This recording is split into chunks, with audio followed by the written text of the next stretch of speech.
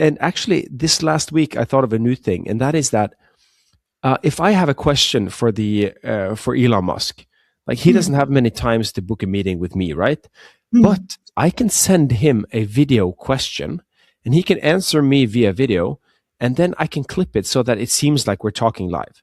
Hmm. And I think there is a difference actually. Like I could have 30 video messages out with like at very famous people inboxes, and Hmm. it can just answer me whenever, and then I can make content looking like it's at the same time. Although I don't know if that like gives more value that it looks like it's Hmm. live. I don't know.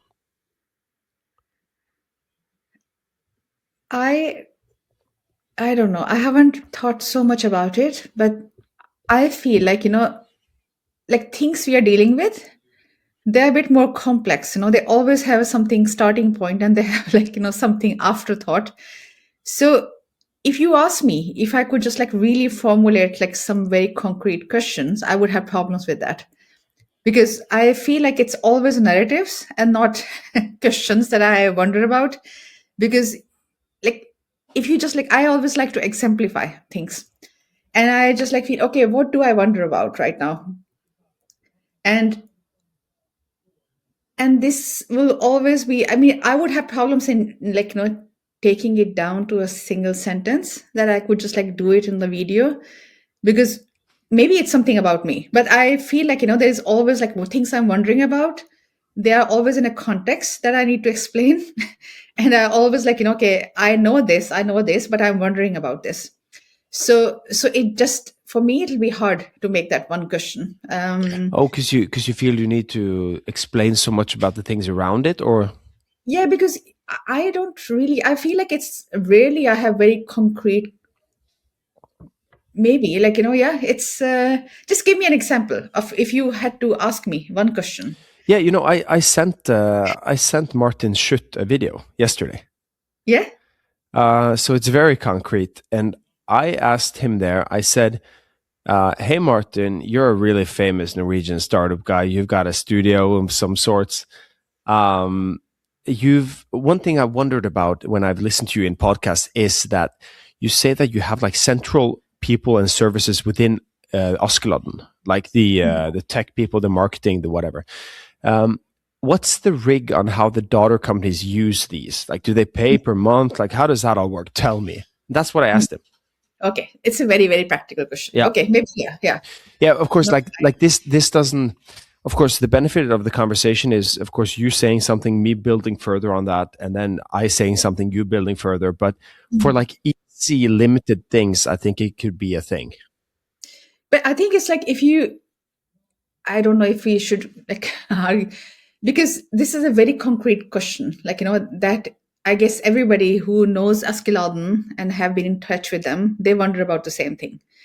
Because they say, okay, we have a team, like, we know how to do this because we are just like applying the same process on different ideas. Because you know what this thing is, like, take something very commodity and just like say, okay, how can you make it very effective and reach many through a lower cost and very, very effective operationalization of what they are doing.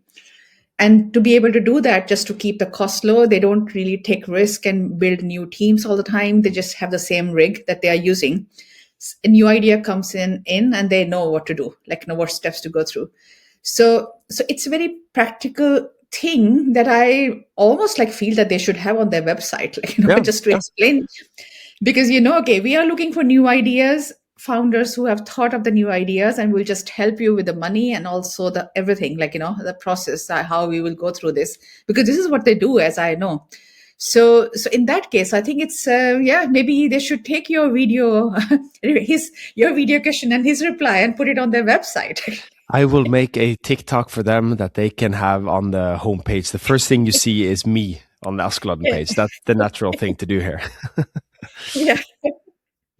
You said that you write about this quadrant, Yeah. right, in your blog, and you mentioned actually in your blog. I think I've read many of them, but you mentioned in one of them that if you've read a lot of them, you'll recognize this quadrant. But I hadn't seen it before, like consciously at least. So that's interesting. But I'm nerding a lot on I met a guy here that is nerding hard on category dominance, like creating new categories, and I have never heard of that stuff before. It seems Mm. similar to many other things, and sort of the quadrant you want to be in seems sort of like owning a category as well. Is this correct? Yes. Yes. It's really, yeah, spot on. Because it is not a generic quadrant I'm talking about. Because there's one quadrant, and I use analogy. This is your game board, actually. And you already, like, and this is first part is that you decide on which board you're playing on, and that is the category.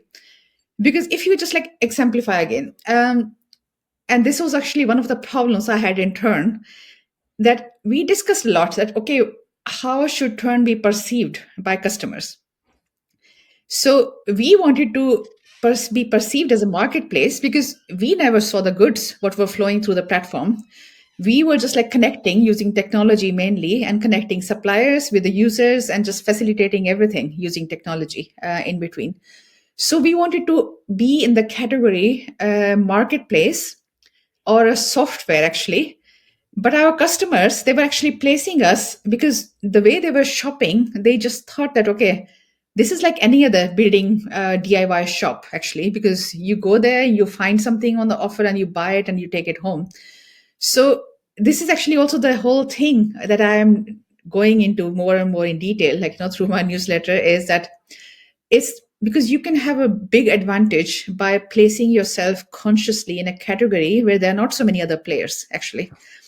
So, and this should also form like how you appear to your customers, how your services are perceived. So everything actually falls in place once you decide which category.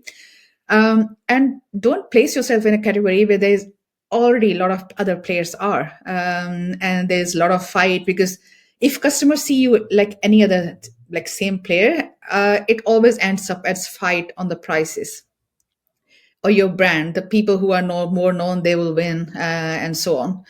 Yeah, you were completely right. And I had never been like, understood this whole thing. So it's only afterwards, actually, I've read a lot of books and I've talked to people who are really good at this, that I understand. And then actually I thought of this quadrants, uh, because it is actually came from, it's very interesting. I thought it's such a very common, like, business knowledge.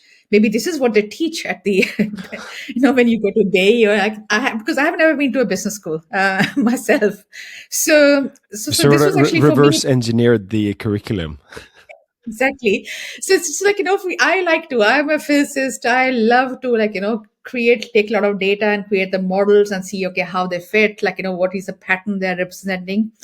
So for me, when I was talking about this categorizing, and also just say, okay, how what stage your company is in that category? Is it low demand, low supply? Because then you have to prove that there is a demand for that what you're building, and your offer has to really match that demand in a sustainable way, like, financially and stuff like that. So it just like fell into place when I was starting thinking about these quadrants, and I just assumed that this must be established thing because it's not really a rocket science that I've come up with. And the whole thing is also that I like the whole task of having a strategy is to offer a value that your customers actually look for, and they cannot find it anywhere else. So this part that they cannot find it anywhere else, it's also like, now what would your customers compare you to? And if there is nobody else, because you have placed yourself like, the way you are like perceived, it's a very different category like that, then you are like really well placed, because then you can just like keep delivering that value to more and more people, yeah, and you will be successful. So this is actually the part of the strategy, is just don't place yourself in a very crowded quadrant where there are a lot of other players and you're just thinking, oh, I'll do better than everybody else, because everybody says so. Even big companies, they are all constantly thinking, okay, how should we do better? Yeah, And better is a very relative word that has no value, actually. So the only is better than better. yeah, yeah. But and I think maybe you don't want to go into this, but like, do you now know where you would go with category wise? Yeah, you with if you had to do Yeah. it again, yeah, Yes. you do something else. Yeah, Yes. So I think we were like 70% in place. But again, like, in startups, you have limited time, limited money. So just like to, as soon as you have enough data to actually devise your strategy and use it to guide all your decisions, that is my, like, really big mantra. And we never got there. So we were just like trying out too much at the same Yeah. time. Yeah. Hmm. Yeah, absolutely. We'll get into that. And I was just have you read the Play Bigger book? No. No, yeah, that's the category book I got recommended. So I'm a bit torn because like sometimes I feel it's all fluff and sometimes I feel it's something useful. So I'm trying to figure out what I think. Hmm. Because like in some ways this category thing seems a bit backwards like it seems like you want to go a place where there is nothing, but that also reminds me of a situation where the customer doesn't feel the pain. But Yeah, I yeah, guess yeah. that's not what they mean. I guess they mean like the pain should be felt, but the world hasn't figured out that there should be solutions. I guess that's what they're meaning, but I'm not quite sure yet. I think it's like, because this is actually where the quadrants, like I say, okay, you always start in the left, lower left quadrant, because you, and most people, they start with an offer. Okay, they think that this is a problem that everybody should feel, but they are not seeing it yet. If I offer them something, they will see it. This is actually your mindset Yep. is in this lower left quadrant. um, and this is what happens is that if you are, like, if you're doing your work and you know that something, you always approach innovators, like, who are always ahead of everybody else, and they see that problem, they start using solution, and suddenly it matches. And the thing is that your task then is just to see how many more people than innovators who should see that problem, and, like, value what I am offering.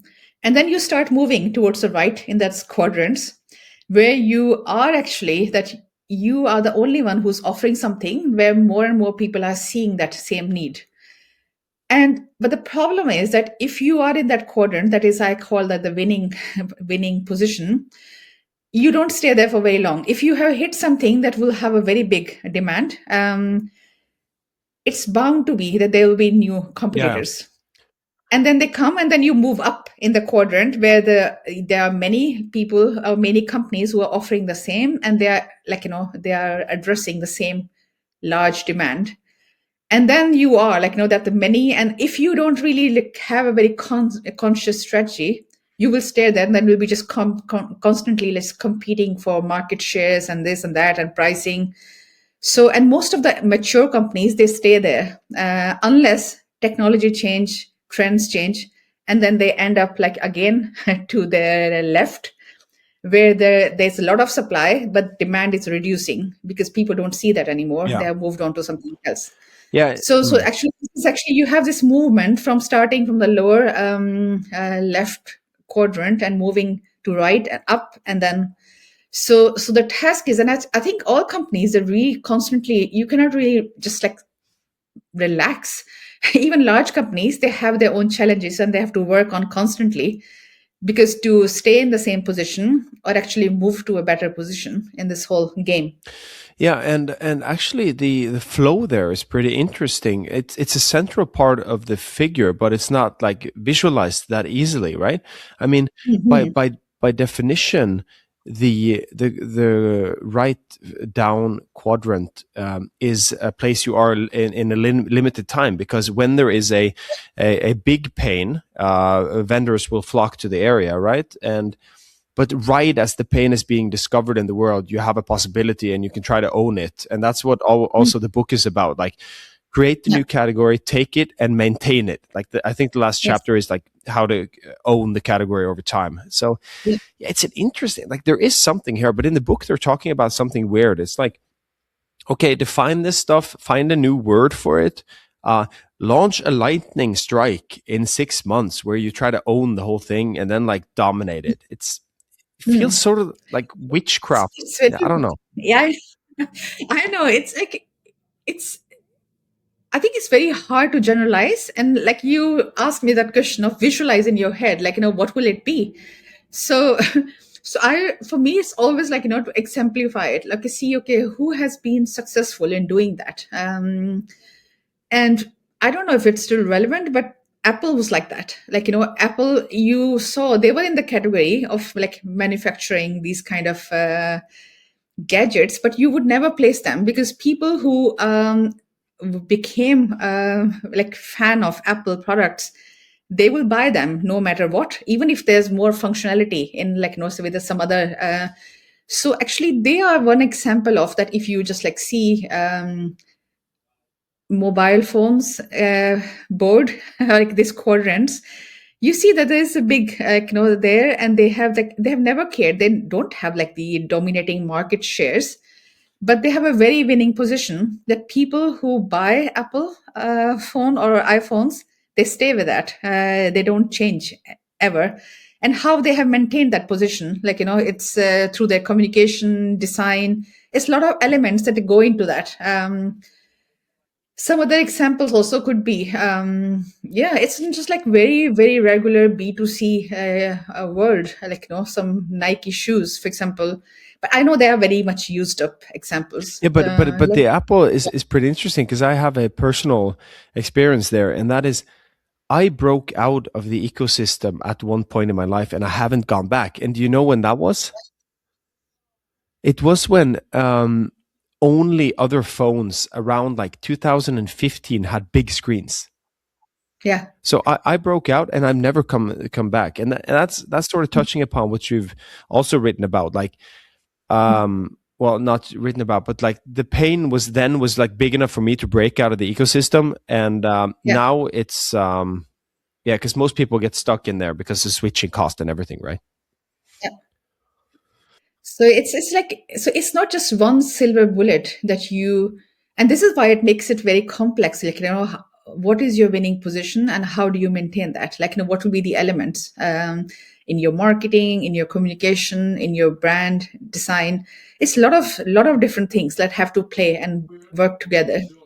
So I guess this is the reason that there are so many different these agencies who work just with that. I also find this remarkable. For example, I've thought about that a lot. It's that remarkable has also actually have a very, very clear idea. They could have placed themselves in a tablet category. They never did. They call them digital paper and have hold on to that. Ah, true. So so it's also actually, I was just thinking about them when I was writing like one of these things, and I just like they have also been very, very consistent. Is some things they would never do, they would never have this internet wi-fi connection to get go to the internet like that, because they place themselves in digital paper or more paper category, because they know that their target audience who will appreciate all these functionalities. So they've just stayed in that ecosystem, and very, very true to that, that they never want to, Microsoft has a lot of, there's so many tablet solutions, and even some of them have also that you can write on them, but they have never gone there. Yeah, It's never compromised. So this is also actually, they have a very, very strong position. You don't have anybody to compare remarkable to, even though they are so extremely expensive now. yeah, yeah.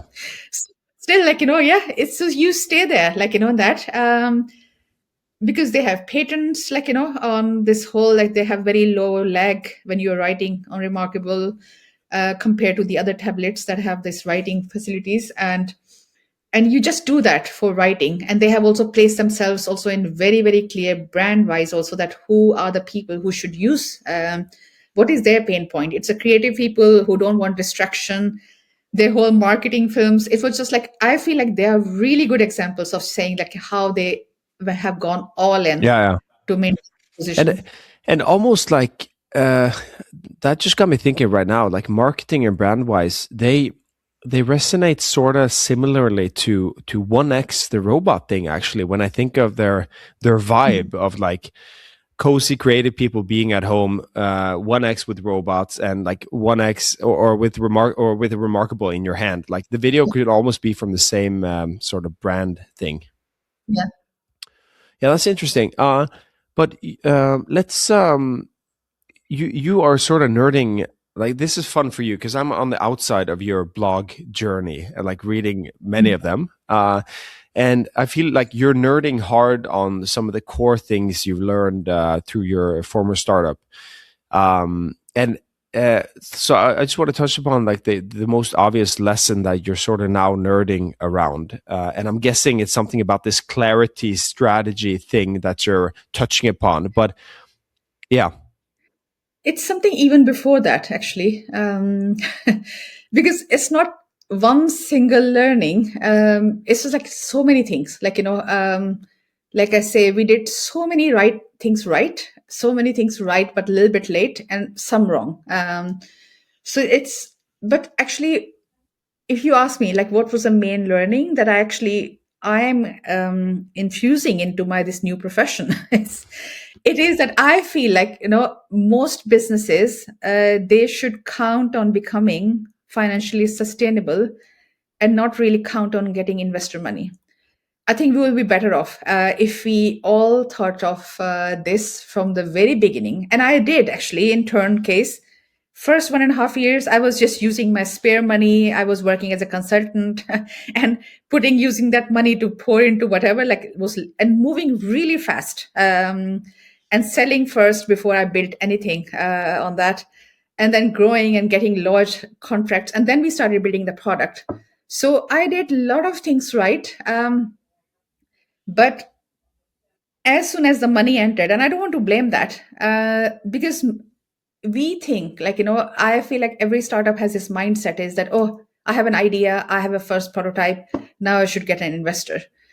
And the thing is that investor money does not come for free. There is no such thing as, it comes with a lot of pressure, it comes with a lot of wrong advice, it comes with a lot of obligations, and that does not necessarily serve your vision or your startup. And I think the times, because this is actually what also actually took us down, because on the surface, and this is actually my first reaction was that, okay, we were really unlucky, because first we were hit by the crisis in the capital market, and then we were hit by this crisis in the DIY industry. But I feel like, as a startup, when you are building something so new, if you make it like more robust, it should withstand like macro conditions, like whatever is happening. But if you have built it very fragile that it's so much dependent on your money, constant like inflow of the money from, then you are not really, because as soon as the times change, you are really yeah, in a bad place. it's a high And risk this is to what, take. Like you're saying, you can make it. You could increase the robustness of the case at least yes, but not pursuing bootstrapping at all costs. You're just saying like minimize investor money, right? It like don't have a plan of yes, going indefinitely on investor money. get money when you have this clarity. And this is actually comes that what you are saying is that, how do you, because I think this is more relevant than ever, because it has never been easier to build anything fast. Like, it's so easy to build things now, and it has never been harder to sell anything because people have this fatigue. There are so many solutions, like tens of solutions for the same problem. So I feel like, that you need to work on this whole commercial assessment and validation even faster and earlier. And once you do that, you have that clarity. Okay, which problem are you solving, for whom, and why would you be the best to do that? So if you have that clarity, I think, and you have shown it and proven it a little bit, get the money then it's fine, because then you will use it right. Because before you have that clarity, if you get the money, it's very bound to send you in the wrong Oh, course. okay, okay. Really. Yeah, that's interesting because I didn't think bootstrapping was the main takeaway you were hinting at, but of course it's related. You're saying because I've been seeing this clarity and the strategy thing go, and I wanted to dive a bit into that big and what that how that looks like in practice. But of course it makes sense. Like without that, fueling it with money will make it worse. Sort of without the right. Yes. You've mentioned the right filter, right? Without the right filter to take advice, the advice can lead you in the wrong direction, and it's not the fault of the advice. Like the advice is fine. So, and I think it does not need to be, and I maybe like, I have a lot of examples in my head. I try not to present it for turn, like, how would that strategy sentence would look like for turn? because I have still not given up on that. Yeah, because, because then I think I would have gone narrow down very much. Okay, what problem we were solving? We were solving problems of surplus in professional DIY industry. The thing is that they have like 10 to 15% of their stuff there they're not able to sell, no matter how much they reduce the price. So, and today they just like throw it away or just store it away. So that was a problem. And the thing is that what value return was providing, really, like if you had to clearly write it down, is that we were giving them access to customers who will be interested in that surplus standing in their store for that reduced price or for the right price. And how would we do that so that nobody else was doing it? It was like being a common industry solution, because it's very expensive to get those customers to go to that store and buy that surplus that has been standing there for maybe years. It is expensive too, because it's expensive to get customers or traffic, but it makes sense when you do it on behalf of many, many, many retailers. So this is actually what our really value was, is that how do we create all that surplus in one place in a financially sustainable way for us and for our partners who were selling through. And I know you wouldn't see, because on the surface this would like this was turned not like this, but I know that if I wrote that sentence and actually used it to guide all my decisions, there were a lot of things that we would have never done in turn. How we appeared and how what problems, we were just like becoming a, like almost like a luxury solution. We were making it easier and easier for our partners to use. But the thing is that there was no willingness to pay for that, because they just wanted to get rid of that problem and not have a perfect solution. So we did and used a lot of hours, a lot of money in doing wrong things, actually, that I would have never done if I had that clarity now. and tell me, just like take me through the freshest thoughts you have around this clarity thing. Like, what is it that people are doing wrong, and how do you fix it? Uh, I think it's like there are many categories of what I see people do things wrong. And with technologists or people with a technology background, it's always like that they think of, and this is where my quadrants also come into picture.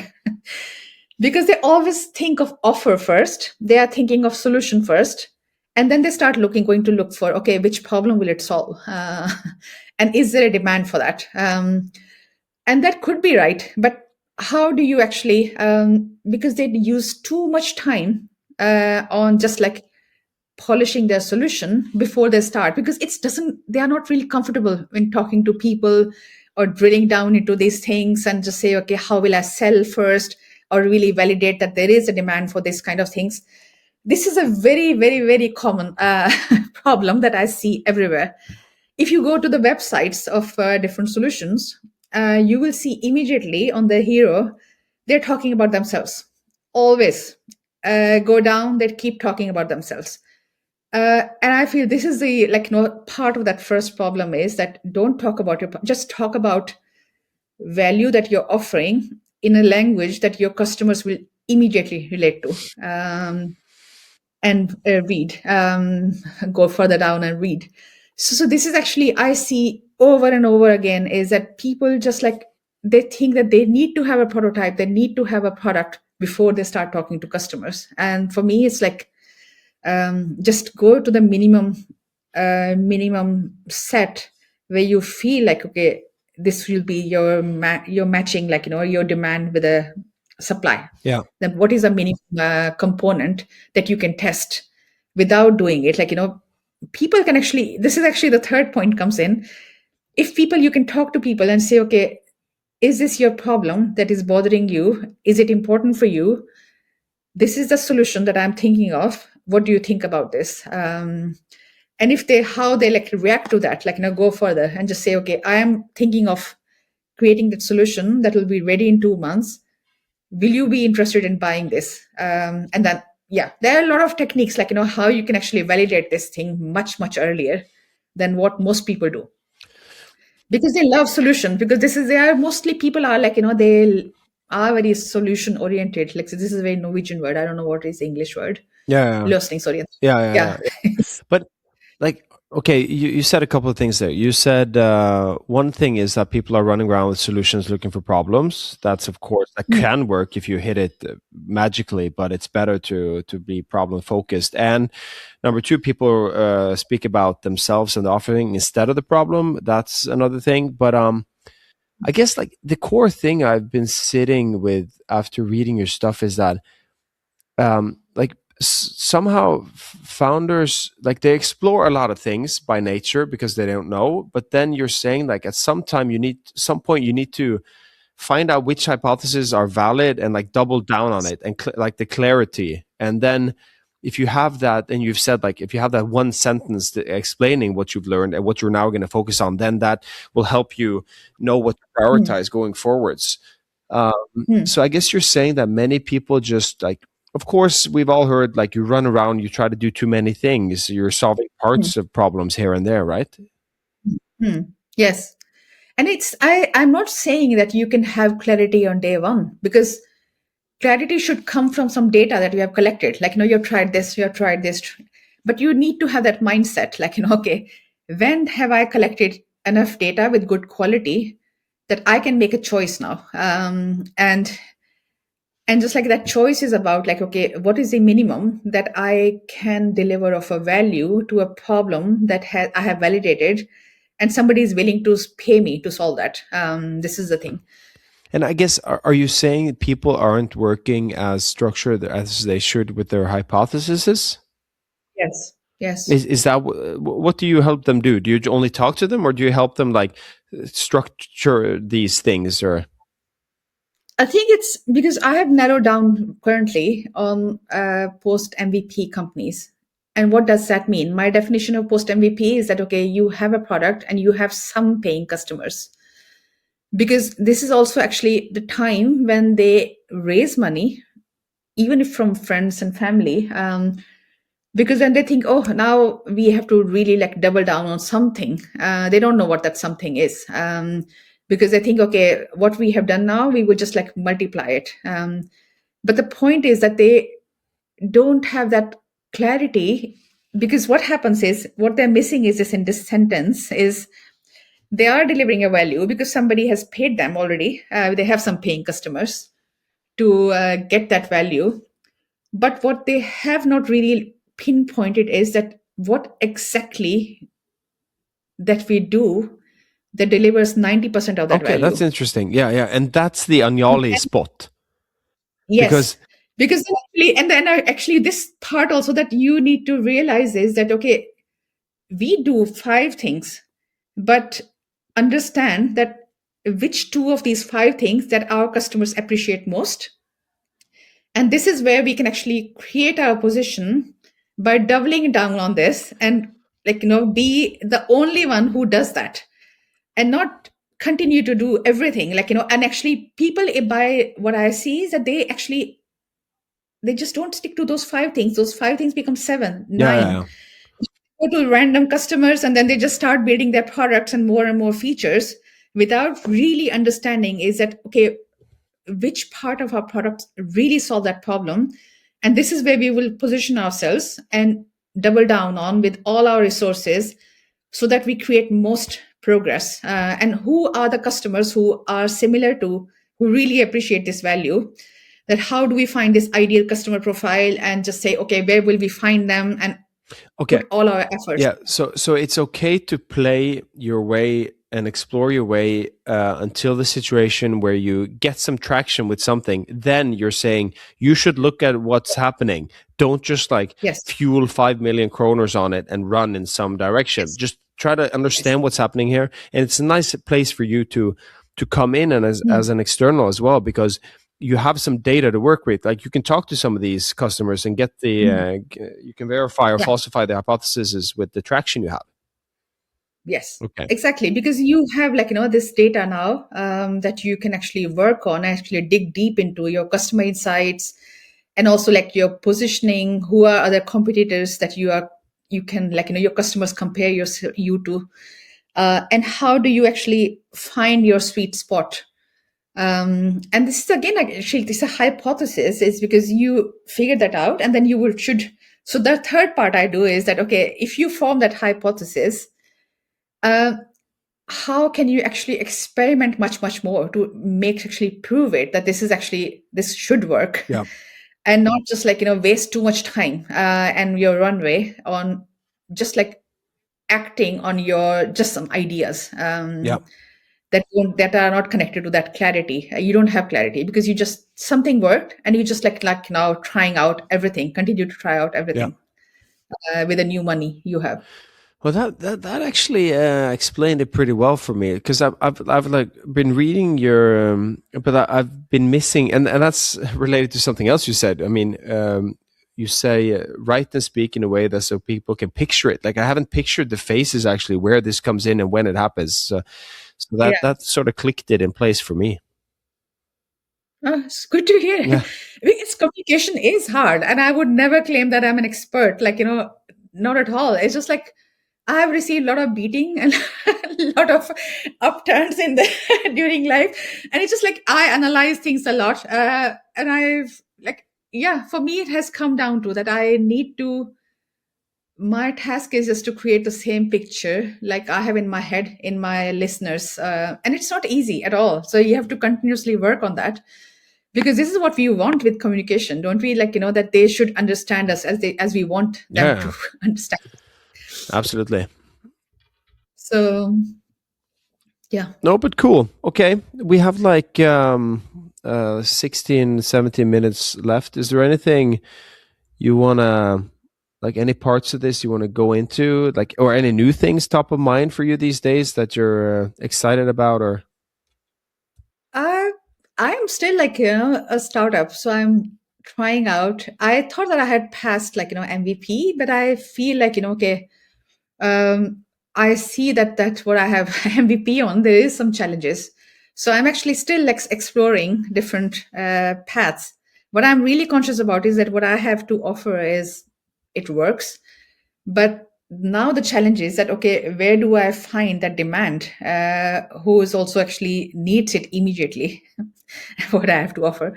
So it's still like I'm playing in that lower quadrant, and you were asking, okay, what else? So I think it's That's very, so interesting, by the way, because it's such a meta position. Like you're working on a startup framework in your startup. Yeah, yeah, your yeah, product is the thing you're using. Yeah. yeah, yeah. Of course, you have to like, really. It's a very meta. Yeah. So, and I was thinking also that what you are talking about as well is, I think we discussed at some point, is that how do you handle as a founder this whole stretch of being very visionary, thinking long term, and just like also dealing with everyday thing. And this is actually where I have thought about relentlessly is that um, I think it's your life as a founder gets easier if you have co-founders, because it's not just to share the burden, but it's also to deal with that tension, because we all by nature, like, we have an inclination. Are you the more strategic type or are you more the execution type? Yeah.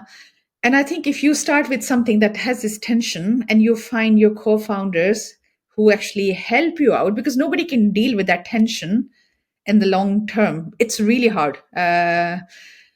And you really always like have to play to your best, like, abilities. So I think this is actually, I was also thinking about that, why is it relentlessly and finding your co-founders, even if you have an idea you really want to go solo, it's really just to be aware of that, this whole tension that you will be experiencing. And That's a good point. Yeah. so yeah, so I wish I had that, because I always tend to go more on the strategic type, as Yeah. I am, and I execute if I have to, because I also like to have results. But yeah, Yeah, but but I think, that's yeah, because you had a blog article about, and I hadn't actually thought of how crazy wide that role of a founder is. I mean, it's so yes, extreme with the glossy pitch deck saying world dominance to like the nasty, ugly details of a non-functioning yeah, product at all. I we don't have time to build in single sign-on now. We have like a 16 character password, and I'm not going to fix that for another couple of weeks. So it's just like I have like 100 things I would love to fix tomorrow.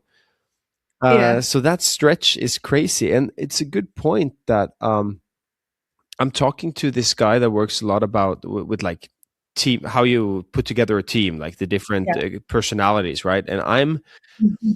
I'm sort of a mix between the big stuff and the throwing up new ideas and some doing, but I'm not detail oriented. So Mm. whenever the pitch deck needs work or anything, I hate it. I'm about to die.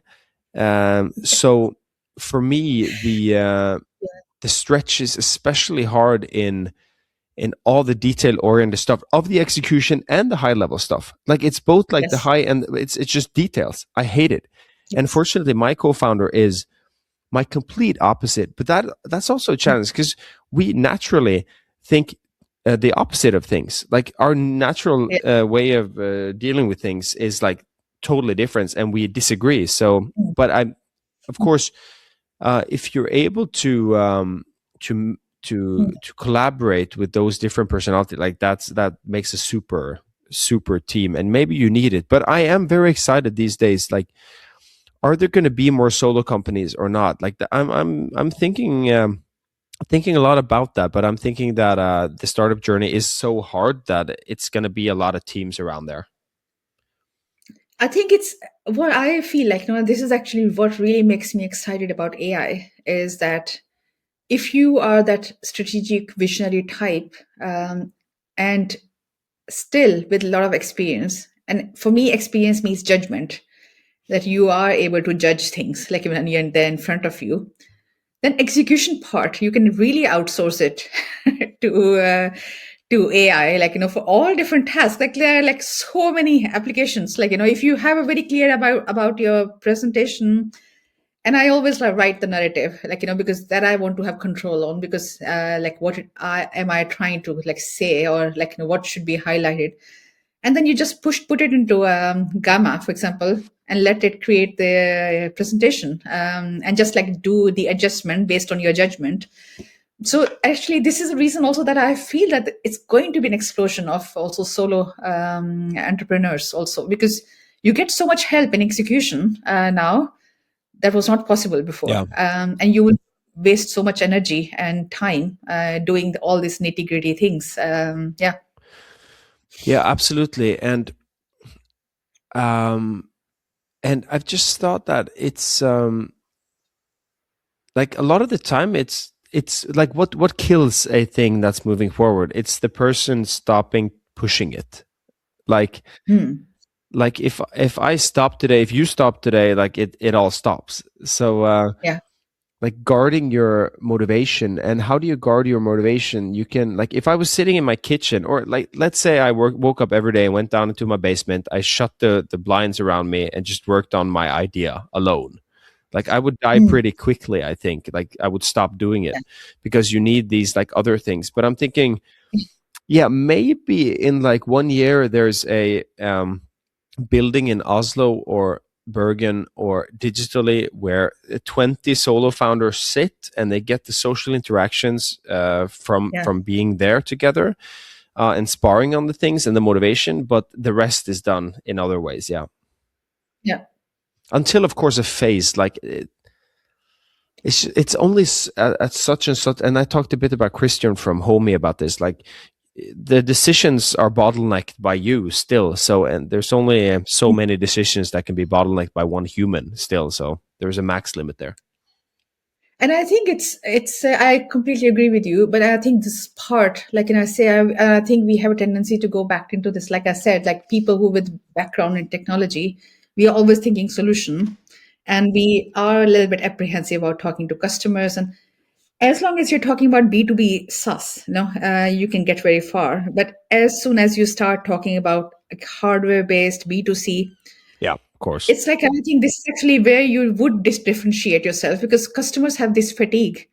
And I feel like, this is my personal conviction, is that we will go back to creating relations with your customers, and actually differentiate yourself from everything else that is ultra optimized and digitized. I feel like, that people who can think in those directions, they will, and this would mean also that you cannot just stay alone or just like two co-founders. You will need capacity to do that kind of thing again.